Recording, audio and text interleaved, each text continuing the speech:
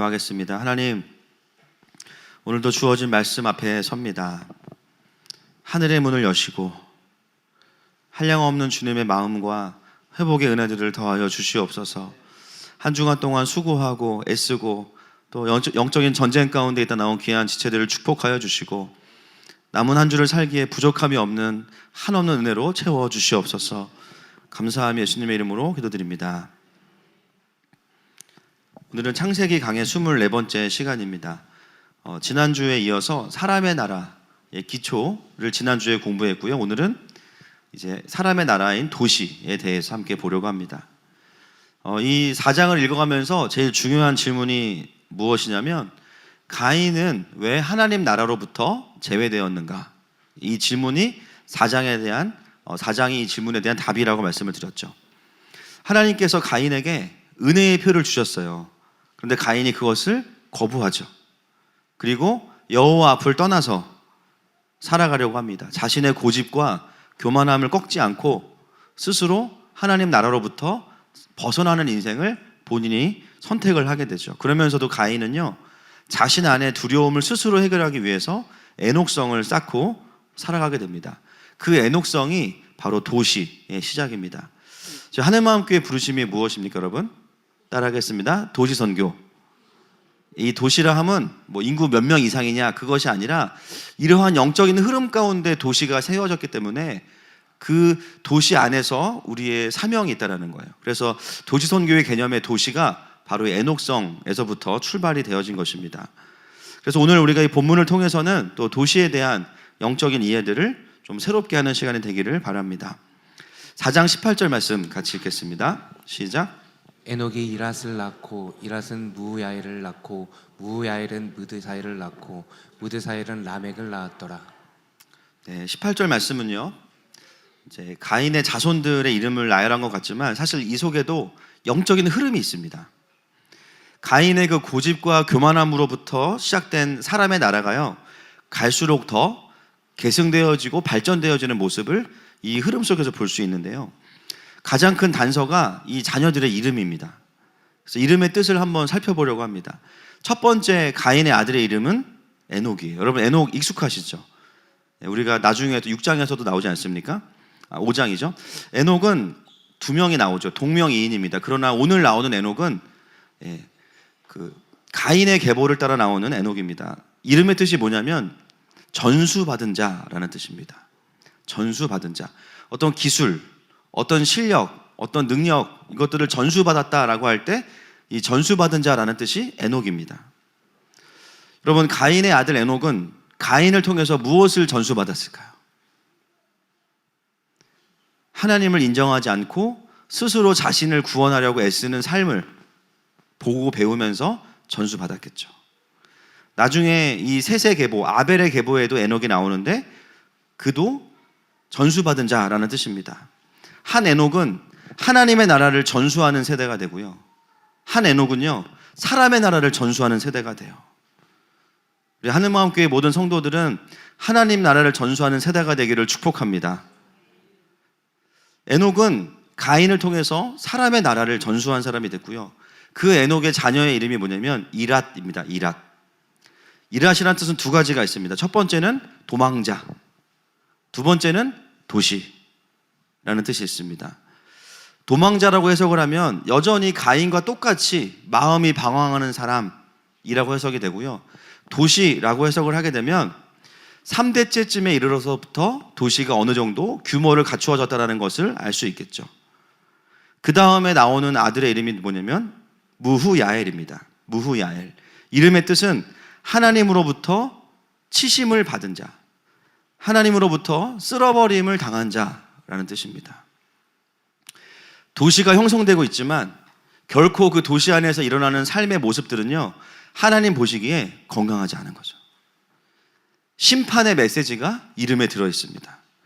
벌써 도시가 세워지고 나서 그들의 삶을 지켜보면서 주어지는 자녀의 이름은 하나님의 심판에 대한 메시지가 이름으로 주어지고 있습니다.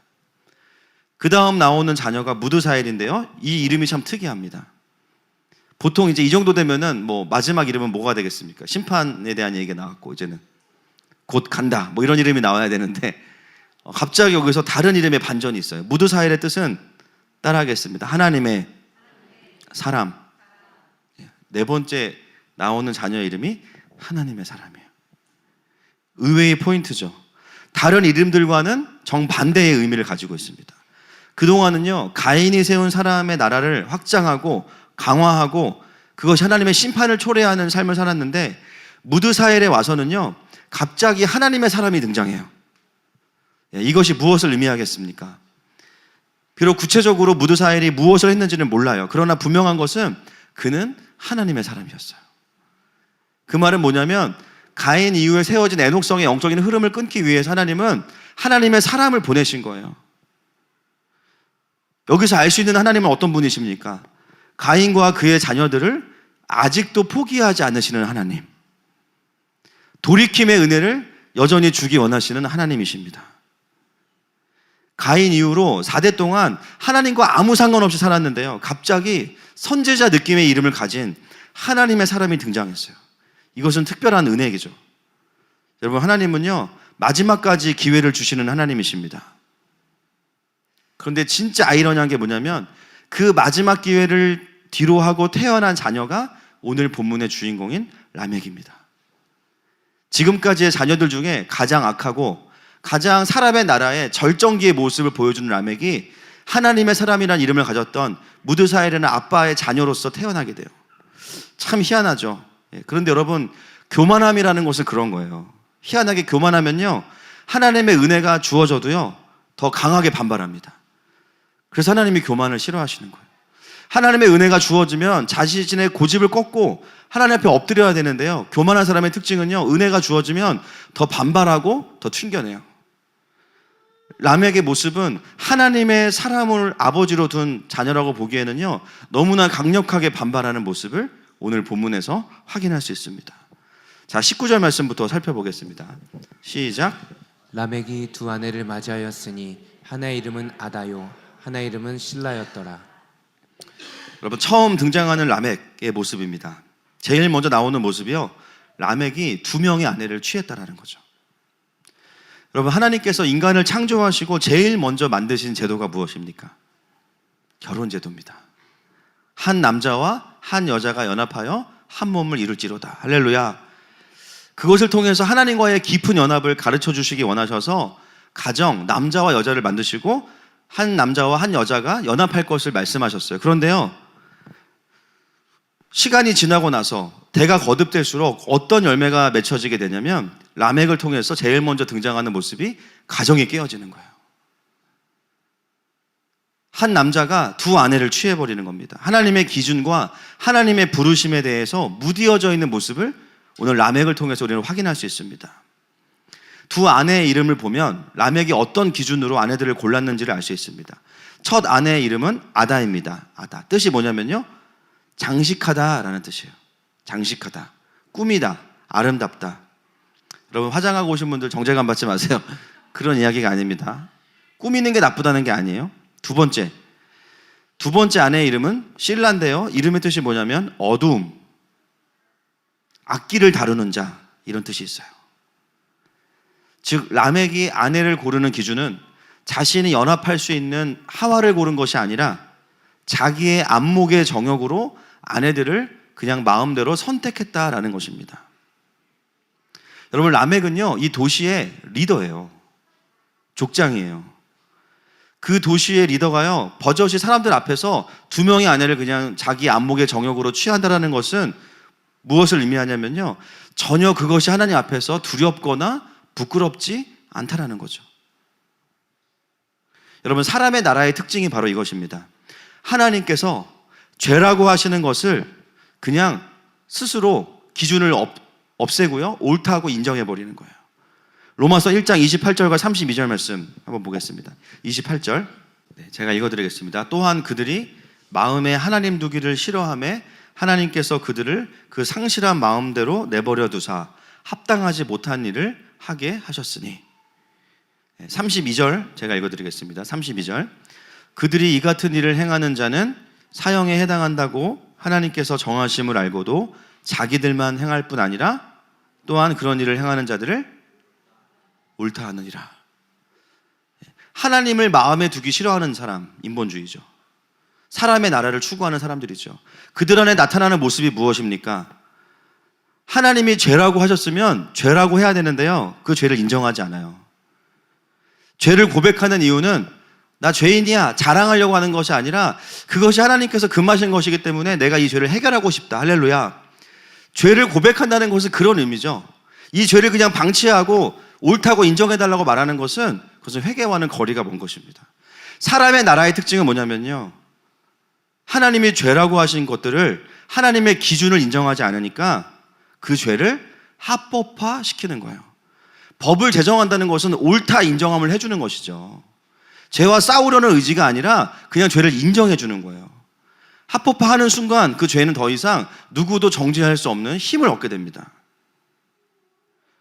오히려 죄를 부끄러워하고 하나님 앞에서 그것과 싸워야 되는데 버젓이 그 죄를 행하는 것을 괜찮다라고 이야기해 주는 거예요. 여러분, 사람의 나라의 특징은요, 죄에 대한 기준 자체가 무너졌습니다. 그리고 죄에 대한 개념을 하나님 앞에서의 기준이 아니라요, 어떻게 바뀌어지냐면요, 서로가 서로에게 피해를 주지 않는 것, 이런 식으로 죄에 대한 기준이 바뀌어요. 그러니까 사람들의 정서가 어떻게 바뀌냐면 피해를 받으면 권리를 뺏겼다고 생각해서 권리투쟁을 합니다. 사회가 어떻게 될까요? 서로가 자기의 권리만 요구하게 돼요. 여러분, 우리가 해야 되는 투쟁은 권리투쟁이 아닙니다. 따라하겠습니다. 진리투쟁. 할렐루야. 아무리 사람들이 옳다고 해도 하나님 보시기에 죄면 씨름하셔야 됩니다. 여러분, 맞습니까? 아무리 사람들이 괜찮다고 이야기해도요, 하나님이 불편한 마음을 주시면요, 그거 가지고 깊이 들어가서 승부를 봐야 돼요. 그래서 우리의 부르심은 권리투쟁이 아니라 진리투쟁이에요. 그러한 람에게 자녀들을 통해서 오늘 하나님의 나라가 아니라 사람의 나라의 성에 일어나는 그 실제가 무엇인지를 볼 수 있습니다. 4장 20절 말씀 같이 보겠습니다. 시작. 아다는 야발을 낳았으니 그는 장막에 거주하며 가축을 치는 자의 조상이 되었고. 첫 번째 자녀가 야발인데요, 1차 산업, 의식주와 관련된 일을 하죠. 그 다음 아우의 이름을 보겠습니다. 아우의 이름은 유발입니다. 4장 21절 시작. 4장 21절입니다. 시작. 그의 아우의 이름은 유발이니 그는 수금과 퉁소를 잡는 모든 자의 조상이 되었으며. 그 자녀는 또 유발이에요. 그러니까 이 집안이 발자돌림입니다. 그 아우의 직업은 뭐냐면 음악을 하는 사람이에요. 조상이라고 하는 것은 그 전부터 음악에 있었겠지만 음악을 본격적으로 시작한 사람이기 때문에 조상이라고 이야기하겠죠. 여러분, 이 직업을 보면서 우리가 봐야 될 게 있습니다. 단순히 에녹성에 다양한 직업이 있었다, 이걸 설명해 주는 게 목표가 아니라 이 속에도 흐름이 있어요. 왜 에녹성의 모습이 초창기의 가인이나 에녹 때의 성을 기록하지 않고 5대나 지난 라멕 때의 모습을 소개하고 있을까요? 그동안에는요, 도시를 짓고 생존하고 인프라를 구축하고 하나님 없이도 살 수 있는 구조를 만드는 것이 목표였고요, 거기에 시간을 많이 할애했어요.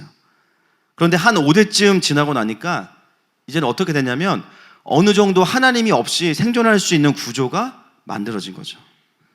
그러면서 어떤 일이 벌어집니까? 라멕의 아들들을 통해서 이제는 먹고 사는 문제가 해결됐으니까 문화를 좀 즐기자. 이젠 좀 우리가 우리의 영혼을 좀 채워보자. 여러분, 옛날에 7, 80년대 우리나라의 그 구호가 뭐였습니까? 무슨 운동했죠? 새마을 운동. 잘 살아보세. 그때 태어나신 분들 다 또 계시겠지만, 그래서 막 녹색 모자에, 그죠? 새마을 딱 써 있고 아침마다 일어나서 체조하고 청소하고. 저도 어렸을 때 기억이 납니다. 잘 살아보세 할 때는요, 문화생활 꿈도 못 꿨습니다. 명절에 목욕탕 가는 게 다였어요. 할렐루야. 뭐 영화나 해외여행은 아주 상류층에 계신 분들이 가시는 거고, 뭐 먹고 사는 게 급했기 때문에 온 나라가 일단 잘 살아보자, 여기에 그냥 초점이 맞춰져 있어서 열심히 수고하고 애쓰고, 그래서 이제 지금의 젊은 세대들이 많이 누리고 있는 거죠. 먹고 사는 문제가 해결되니까 여러분 요즘 어떻습니까? 영화는요, 일상이죠. 음악, 스포츠, 여행, 모든 문화생활들이 국민들의 일상이 됐어요. 에녹성도 마찬가지입니다. 생존과 안전의 문제가 좀 해결되고 나니까요, 유발과 같이 음악을 하는 자들이 나오기 시작해요. 사람은 기본적으로 자신의 생활이 충족이 되면 자신의 정신세계와 내면의 공허함을 달래고 싶어하는 마음이 있습니다. 음악과 예술이 나쁘다는 게 아니라 하나님으로 전혀 채워져 있지 않은 자신의 그 헛헛함을 다른 것으로 위로하려는 움직임들이 도시 안에 일어나고 있다는 거죠. 자, 그 다음 여기서 끝나지 않습니다. 22절로 가겠습니다. 시작. 신라는 두발 가인을 낳았으니 그는 구리와 쇠로 여러 가지 기구를 만드는 자요 두발 가인의 누이는 나아마였더라. 그 다음 실라의 자녀인 두발 가인, 벌써 이름이 가인과 연결되어 있죠. 구리와 쇠로 여러 가지 기구를 만들었습니다. 여기서 원어를 보면요, 여러 가지라는 단어가요, 사실은 뾰족한이라는 단어거든요. 그러니까 직역을 하면 뾰족한 구리와 쇠로 뾰족한 기구를 만들었더라. 그게 뭘까요? 뾰족한 기구가 뭘까요? 무기죠. 칼, 창. 왜 만들었을까요? 무기를 만들었다는 것은 전쟁을 전제로 하고 있습니다. 즉 뭐냐면 다른 사람을 해해서 무엇인가를 내가 뺏어 오겠다라는 것이죠. 그것이 도시 안에 열매로 하나하나 빌드업이 되고 있습니다. 그러한 라멕의 고백을 이제 앞으로 보시게 되면 정말 이 도시가 얼마나 공격적인지를 알 수 있게 됩니다. 4장 23절 말씀 넘어가겠습니다. 시작. 라멕이 아내들에게 이르되 아다와 실라여 내 목소리를 들으라. 라멕의 아내들이여 내 말을 들으라. 나의 상처로 말미암아 내가 사람을 죽였고 나의 상함으로 말미암아 소년을 죽였도다. 라멕이 아내들에게 아내들이여 내 말을 들으라 라고 이야기하는데요, 이 표현을 원어로 보면 굉장히 권위적인 단어가 쓰여 있습니다. 그리고 자랑하는 듯한 뉘앙스가 있어요. 마치 남편이 퇴근하고 돌아와서 아내에게 굉장히 자랑하듯이 오늘 있었던 무용담을 이야기하듯이 여보 내 말 한번 들어봐봐. 그런데 그 내용이 뭐냐면요, 나의 상처로 말미암아 내가 사람을 죽였고 나의 상함으로 말미암아 소년을 죽였도다. 이게 똑같은 게 두 번 반복된 거거든요. 쉽게 말하면 이 상처라는 게 창으로 입은 상처를 말하는데요, 어떤 소년이 나를 창으로 상하게 만들었어. 그래서 내가 그 소년을 죽여버렸어. 아내들을 모아놓고 그걸 자랑하는 거예요. 더 쉽게 말하면 남편들이 퇴근하고 와서 여보 오늘 내가 퇴근길에 골목을 걸어오다가 웬 고등학생 하나가 나한테 욕을 하길래 내가 걔를 묻어버렸어. 이렇게 얘기하는 거예요. 얼마나 무섭습니까? 근데 그거를요, 죄책감이 아니라 너무나 당연하다는 듯이 아내들을 모아놓고 아내들에게 이야기하고 있어요. 여러분, 이것이 애녹성의 현실입니다. 소년이 노인에게 상처를 입힌 것도 문제지만 더 문제는 뭐냐면요, 상처를 입은 노인이 앞길이 창창한 젊은 소년을 죽여버렸다는 거예요. 그리고 전혀 그것에 대해서 양심의 가책이 하나도 없어요. 자신의 분노가 정당한 것이라고 아내에게 자랑하고 있습니다. 무용담처럼. 자신이 받은 몸의 상처보다 훨씬 더 큰 보복으로 돌려주었다는 거예요. 그리고 자신은 정당하다. 얼마 전에 제가 뉴스를 하나 봤는데요, 진짜 충격적이었습니다. 아마 보신 분들 계실 거예요. 서울에서 강에서 한 그 시체가 발견돼가지고 수사를 해봤더니 죽인 사람이 밝혀졌어요. 동네의 뒷골목 형님이었습니다. 검찰에 소환돼서 인터뷰를 했는데요, 보통 범죄자들은 얼굴을 가리지 않습니까? 이분은 너무 당당해요. 차에서 내려서 대답 다 하고 너무나 당당해요. 뭐라고 이야기하냐면 난 잘못이 없습니다. 나에게 말실수를 했기 때문에 내가 그를 죽여버렸습니다. 그리고 너무나 당당하게 걸어서 들어가는 모습을 봤습니다. 물론 말로 상처를 준 일이 있었겠죠. 그러나 말 몇 마디로 모욕을 준 동네의 동생을 무참히 살해한 사람의 눈에는요, 여전히 죄책감과 미안함보다는 분노가 서려져 있어요. 그리고 그 당당함 때문에 심지어 거기 현장에 있던 기자들이요, 눌려버렸어요. 아무리 사람이 실수를 해도 사람을 죽이는 것 자체가 범죄인데 본인은 스스로 자기가 정당하다고 여기고 있습니다. 오늘 라멕의 모습이 정확하게 그 모습이죠. 그것이 바로 사람의 나라의 특징이에요. 우리가 이 부분을 좀 깊이 있게 들여다볼 필요가 있습니다. 여러분, 많은 사람들이요, 나에게 상처를 입힌 소년에게 살인을 돌려줘요. 그리고는 큰 소리를 칩니다. 나는 잘못이 없고 저 소년이 나에게 먼저 상처를 입혔어. 여러분, 이게 어떤 상황일까요? 우리는 살면서 죄인이기 때문에 서로가 서로에게요, 상처나 해를 분명히 입힙니다. 그러면 나는 내가 받은 상처와 아픔에 대해서 자동적으로 어떻게 반응하냐면요, 상처를 받았기 때문에 나를 보호하려고 하다 보면 다른 사람에게 나도 공격을 하게 돼요. 근데 이 공격이 어떤 공격이냐? 창으로 받은 상처에 대해서 살인으로 갚아주는 거죠.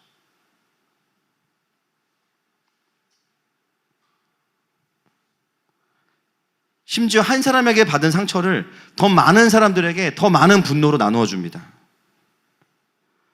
심지어 그 일과 관련이 없는 사람들에게서 받은 상처임에도 불구하고 다른 사람에게 그 상처와 분노를 뿜어냅니다. 그런데 더 충격적인 것은 뭐냐면 전혀 죄의식이 없어요. 미안하지 않아요.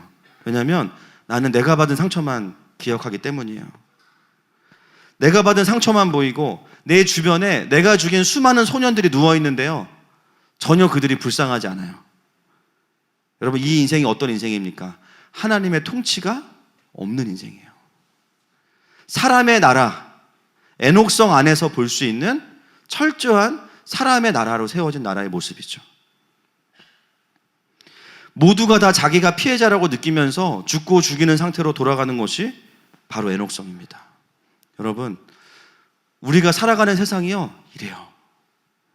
사회 초년생으로 직장생활 시작한 친구들이 갑자기 우울증에 빠지는 이유, 그전까지는 친구들과 너무 좋은 우정관계를 보내다가 세상에 뛰어들었는데 온통 다 라멕이에요. 처음 본 과장님이 막말을 해, 협박을 해, 똑바로 안 하면 너 큰일 난다. 사실 스토리가 있어요. 그 과장님도 그 위에 부장님한테 상처를 받았겠죠. 서로가 서로에게 자기가 받은 약간의 상처를 증폭시켜서 살인을 돌려주는 도시, 그것이 바로 사람의 나라입니다.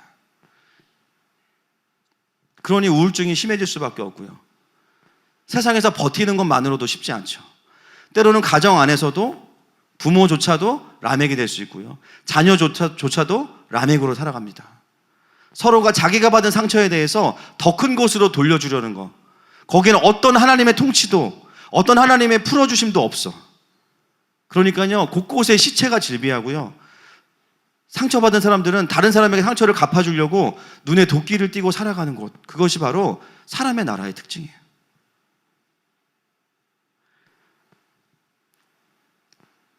정말 충격적인 고백이 라멕의 마지막 독백인데요, 뭐라고 본인이 이야기하냐면 가인을 위해서는 벌이 7배일진데 라멕을 위해서는 몇 배라고 이야기합니까? 77배라고 이야기해요. 근데 이게 회개의 메시지입니까? 어떤 신학자가 이걸 회개했다고 이야기하시는데요, 회개했으면 하나님의 나라가 이어져야 되거든요, 가인의 나라가. 근데 끝납니다. 그래서 이건 회개가 아니고요, 자신의 죄에 대해서 전혀 무감각한 거예요. 쉽게 이런 거죠. 나는 잘못 없어. 가인이 그랬지만 나는 더 잘못했지만 그러나 나는 괜찮아. 나는 정당해. 하나님이 계시면 나와보라 그래. 큰 소리를 치는 거예요. 자기가 잘못이 없다고. 자신의 정당함을 스스로 외치면서, 놀랍게도 가인의 족보는요, 여기서 스크린 아웃됩니다. 마치 라멕이 이긴 것처럼 보여요. 그런데요, 구원의 역사가 여기서 그냥 정리가 돼버리는 거예요. 성경은 이런 라멕에 대해서 어떤 평가나 코멘트도 달지 않습니다. 대신에 하나님 나라에서 그냥 편집돼요. 그리고 자막이 쫙 올라가죠. 그리고 나서 이 영화의 마지막 반전이 뭐냐면요, 자막이 다 올라가고 나서 마치 엑스트라 촬영본처럼 마지막 장면이 딱 나오는데요, 그게 어디냐면 창세기 7장입니다. 시작.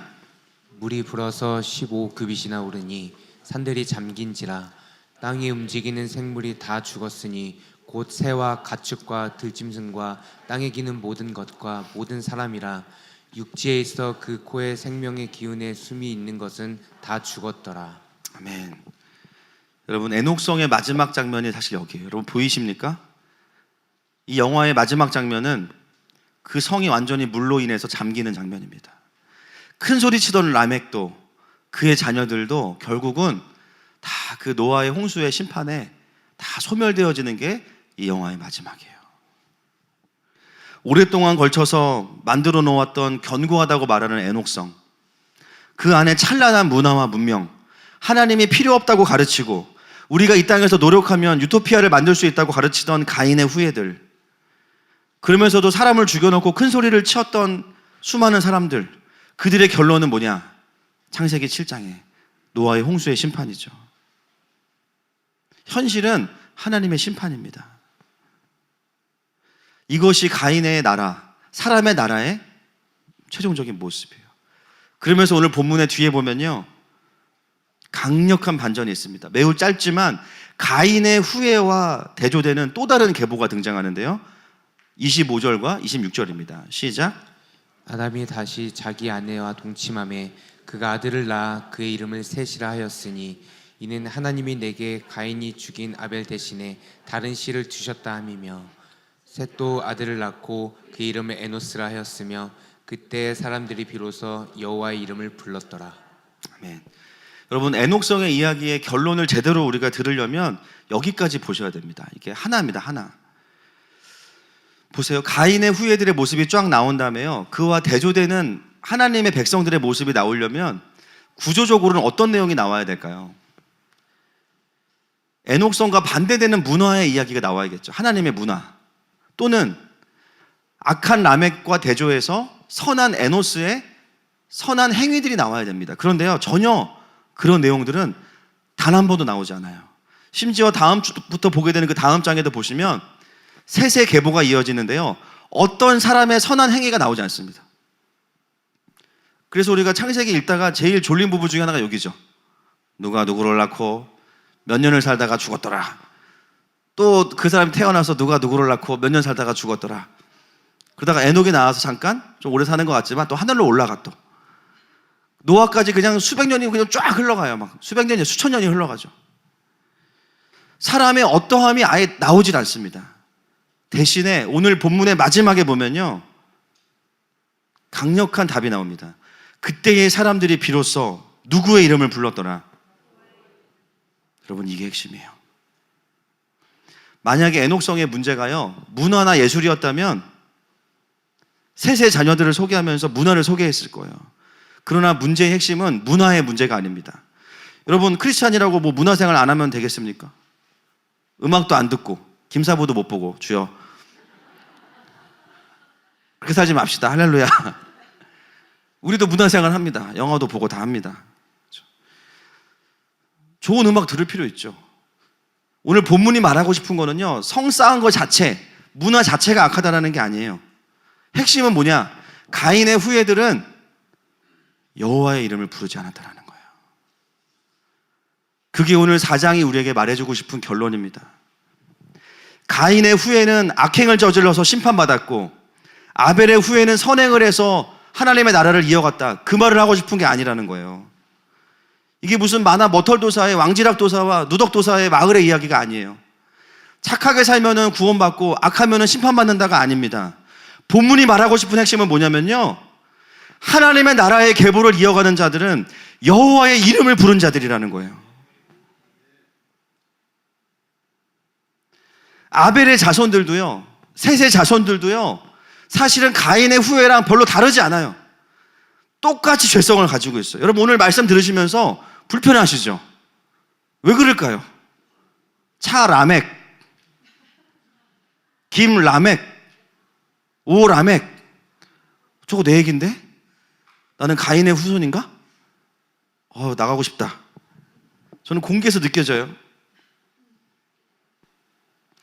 가인의 후예와 아벨의 후예의 차이는 혈통의 문제가 아닙니다. 가인의 후예들은 악한 혈통이기 때문에 누가 태어나도 다 지옥 간다. 아벨의 자녀들은 무조건 선하다. 그 얘기하고 싶은 게 아니에요.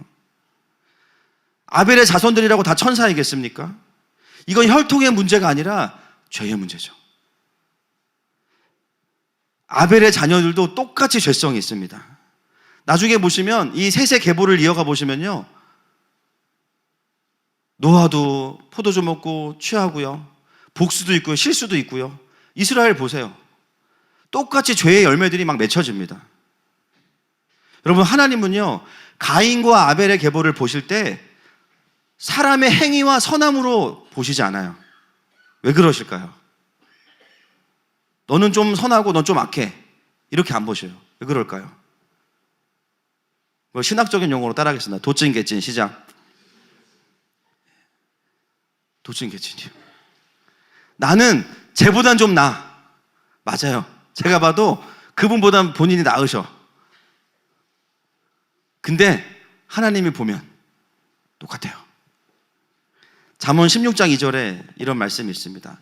사람의 행위가 자기 보기에는 모두 깨끗하여도 여호와는 심령을 감찰하시느니라. 창세기 6장 12절 하나님이 보신즉 땅이 부패하였으니 이는 땅에서 모든 혈육 있는 자의 행위가 부패함이었더라. 저도 가끔 그런 기도 하다가 등골이 싸늘해질 때가 있습니다. 뉴스를 보다가 너무 열받아가지고 하나님 좀 잠깐 오시면 안 돼요? 좀 오셔서 좀 노아 형도 좀 부분적으로 어떻게 안 되겠습니까? 그 아파트에만 좀 주님이 임하시면 안 되겠습니까? 근데 하나님이 그런 기도를 안 들어주세요. 왜 안 들어주실까요? 곤란하신 거예요. 왜 곤란하시냐면 하나님의 기준으로 심판하면 일단 나도 온전치 못해요. 하나님이 할 수 있는 최선은 뭔지 아십니까? 침묵이에요. 그렇다고 야 너도 비슷해 이러면 우리 상처받잖아요. 또 매주 교회도 나오는데 그러니까 주님이 차마 그걸 확인시켜주기는 어렵고 침묵. 기다려봐. 다 때가 있어. 우리는 아무리 공평하고 싶어도요 그게 안 돼요. 그걸 우리가 뭐라고 부르냐면 선택적 공의라고 그러죠. 우리는 긍휼하고 싶어도요 선택적 긍휼이에요. 내 편이면 엄청 긍휼히 여겨. 심지어 실수 엄청 큰 거 했는데도요 내 편이면 어떻게 긍휼히 여겨요? 이유가 있겠지. 좀 하나님을 좀 그렇게 믿었으면 좋겠어. 할렐루야. 근데 하나님은 또 좀만 서운하면은 이럴 수 없나이다 막 이러면서 내가 사랑하고 신뢰하는 사람들한테는 한없이 신뢰를 줘요. 그런데 내가 싫어하는 사람들한테는요 한없는 공의를 들이댑니다. 이게 뭐예요? 선택적 공의, 선택적 긍휼이에요. 사람은 그럴 수밖에 없어요. 긍휼히 여기는 것도 긍휼히 여겨지는 사람을 긍휼히 여기죠. 하나님은 모든 사람을 긍휼히 여기시는데 할렐루야. 그것이 우리의 한계입니다. 늘 이 긍휼과 공의를 잘못 선택해서 남편들이 힘들어지는 거예요. 아내의 이야기를 들을 때는요 긍휼을 발동시켜야 되는데 공의를 발동시켜. 다 듣고 나더니 마트 아줌마 편들어. 그래서 법정까지 가는 겁니다. 옆집 아줌마 편들고 막 그래가지고 인생이 괴로워지는 거예요. 여러분 물론 우리가 다른 사람들보다요 조금 더 착할 수 있어요. 그러나 하나님의 기준에서는 큰 차이가 없다는 거예요. 왜냐하면 주님은 우리의 심령을 감찰하시기 때문에. 여러분 우리가 다른 사람보다 착해서 교회에 와 있는 건 아니죠. 맞습니까? 물론 하늘마음교회 분들은 제가 봤을 때는 많이 착하세요. 그럼에도 불구하고 우리가 여기 있는 이유는 하나 때문이에요. 뭐냐면 나라는 존재가 주님이 아니면 소망이 없기 때문이에요. 우리는 우리의 전적인 타락을 인정하기 때문에 우리가 할 수 있는 최선은 뭐냐면 여호와의 이름을 부르는 것 외에는 없습니다. 우리만 그렇습니까? 이 나라도 마찬가지고요. 온 땅이 마찬가지입니다. 주님이 오셔서 나를 좀 다스려 주시라고 우리가 그분의 이름을 부르는 거예요. 하나님의 나라는 가인보다 조금 나은 아벨의 자녀들이 자신의 선함과 자신의 의로 이루어가는 것이 아니라 하나님의 나라는 말 그대로 하나님 그분이 직접 오셔서 다스리시고 통치하시는 나라입니다. 할렐루야. 셋의 자녀들이요 하나님의 나라의 계보를 이어갈 수 있었던 딱 한 가지의 이유는 그거였어요. 착해서가 아니에요. 자신의 악함을 빨리 인정하고 여호와의 이름을 불렀기 때문이에요. 그게 하나님 나라를 이어가는 자들의 유일한 기준입니다. 모든 분들이 마찬가지겠지만 저도 목회적인 상담을 하면서 제가 가장 집중하는 포인트, 이분이 얼마나 착하냐 아니냐, 물론 그것도 중요할 수 있고요. 문제가 얼마나 크냐 안 크냐도 중요할 수 있지만 제일 중요한 건 뭐냐면 그런 수많은 문제와 연약함에도 불구하고 이분이 여호와의 이름을 부르는 자리에 있느냐, 저는 그게 제일 중요합니다. 당장 해결 안 돼도요 하나님 앞에 나와서 그분의 이름을 부르는 사람들은요 반드시 시간이 지나면 하나님이 직접 통치하십니다. 내면의 문제와 삶의 크고 작은 문제를 가지고 주님의 이름을 부르고 그분의 통치를 갈망하고 있다면 안심이에요. 안심. 반드시 하나님의 회복의 영광을 보게 될 것입니다. 여러분, 이 세상을 살아가면서 왜 우리의 삶에 상처가 없겠습니까? 왜 실수가 없겠습니까? 가끔 보면 저는 목사인데도요, 애독성을 쌓고 있어요. 이번 주도 캠프 설교하고 왔는데 제주 캠프가 완전 초대박이 났어요. 첫날부터 이제 바벨론 포로 상태로 애들이 은혜를 못 받거든요. 첫날부터 주님이 막 겁나게 오신 거예요. 막. 애들 막 뒤집어지고 막 뒤에 기도해 주러 오신 권사님들 막 어머 그러면서 막 은혜 받으시고 다음날 전교인 수련회가 됐어요. 집에 가셔가지고 막 동네 손자 다 데리고 오셔가지고 막 초등학생들도 오고 막 설교하는데 초등학생이 누워있고 막 완전히 꽉 차가지고 야 주님이 진짜 오셨구나 막 너무 감사해 막 애들 막 다음 컨퍼런스 막 온다고 그러고 막 간증이 난무하고 막 거기서 끝내야 되는데 제가 또 애녹성을 쌓은 거예요. 또 그럼 그렇지. 바로 다음날 남양주 전국 컨퍼런스 폭망했습니다. 와, 첫날 집회하는데요 죽을 뻔했어요. 애들이 뭐 개그도 안 받아주고 말씀은 당연히 안 받아주고 부작용이 뭐냐면 은혜를 못 받으니까 설교가 길어져요. 최악의 구조. 애들이 은혜도 안 되고 재미도 없는데 길게 해. 미친 목사예요. 그 미친 목사. 설교를 1시간 40분을 하고 내려 다리가 후두둑 거려가지고 나중에 제가 애들이 점점 표정이 더 바벨론 포로가 돼가는 거죠. 교사들은 아이고 우야꼬 막 이러고 있고 막 PPT 안 되고 막 깨달았죠. 아, 또 교만했구나. 아니 셋의 자녀로 살고 싶은데요 보면 맨 라멕이야. 미쳐버리겠어요. 은혜 받았다 싶으면 또 라멕이고 어느 순간 애녹성 쌓고 있고. 여러분, 우리가 구원받은 하나님의 자녀입니다. 맞습니까? 그런데도 여전히 우리의 삶에 돌아보면요 해결되지 않은 마음의 죄성들이 있기 때문에 고집과 교만함이 있죠. 어느 순간 애녹성을 쌓고 있거나 아니면 나에게 상처 준 소년을 죽이고 있어요.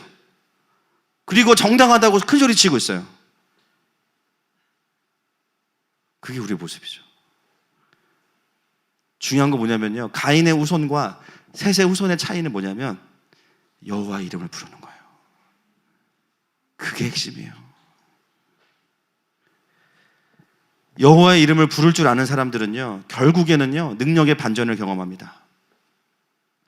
아무리 삶의 문제가 심각해도 그분의 이름을 부르고 그분 앞에 나오는 자들은 그분의 능력을 경험해요. 최악만 피하면 돼요. 최악이 뭘까요? 문제가 심각한데 주님을 안 불러.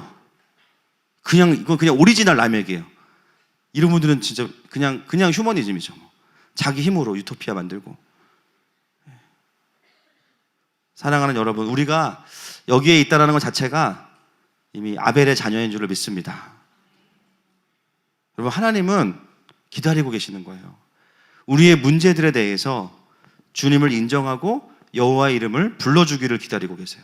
도와주려고 다 준비하고 계시는데요 그분의 이름을 부르지 않는 거예요. 가인에게도 말씀하셨던 게 뭡니까? 죄가 문 앞에 엎드려 있지만 너는 죄를 다스려라. 결국 하나님의 통치를 받는 사람들은 당장은 아닐 수 있지만 결국은 경배 가운데 전혀 다른 열매를 맺게 될 것입니다. 나에게 창으로 상처를 준 소년 어떻게 할까요? 스스로 치료하고 가서 그 소년을 품어주겠죠. 내 손에 든 무기를 내려놓겠죠. 애녹성은 노아의 홍수에 사라졌지만 가인의 나라는요 여전히 건재하고 있습니다. 왜냐하면 혈통의 문제가 아니라 인간의 죄의 문제이기 때문이에요. 그 죄의 문제를 여호와 앞을 떠나서 다루려는 모든 사람들은 전부 다 애녹성의 시민으로 살 수밖에 없습니다. 그래서 이것은 마음의 중심의 문제인 거죠. 노아의 홍수 이후에도 하나님을 인정하지 않는 수많은 영적인 가인과 그 후예들이 성경과 세상 곳곳에 넘쳐나요. 인본주의의 흐름을 따라가는 수많은 사람의 나라들이 세워져 있습니다. 여러분, 우리가 이런 세상 속에서 도시 선교사로 산다는 것이 무슨 의미일까요? 이런 수많은 라멕들을 상대하면서 우리는 그 속에서요 아벨의 자손인 에노스로 살아가는 거예요.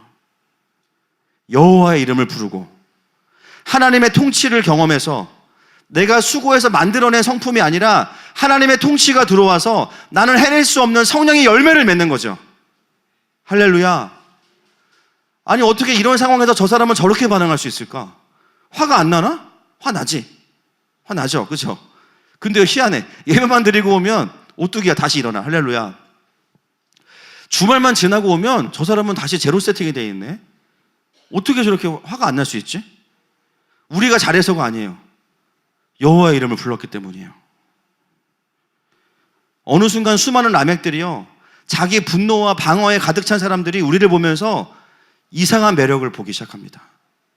나에게 없는 것이 너에게 있구나.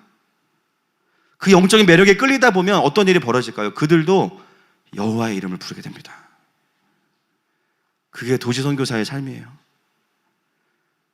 요한일서 3장 12절 말씀 같이 읽겠습니다. 시작. 가인같이 하지 말라. 그는 악한 자에게 속하여 그 아들을 죽였으니 어떤 이유로 죽였느냐. 자기 행위는 악하고 그의 아우의 행위는 의로움이라. 아멘. 주님의 음성은 무엇이냐면 가인같이 하지 말라는 거죠. 너가 가인이다 이게 아니라 가인의 특징, 나는 옳고 너는 틀리다. 반대로 생각하는 거예요. 여러분, 주님이 옳으시고 우린 틀립니다. 맞습니까?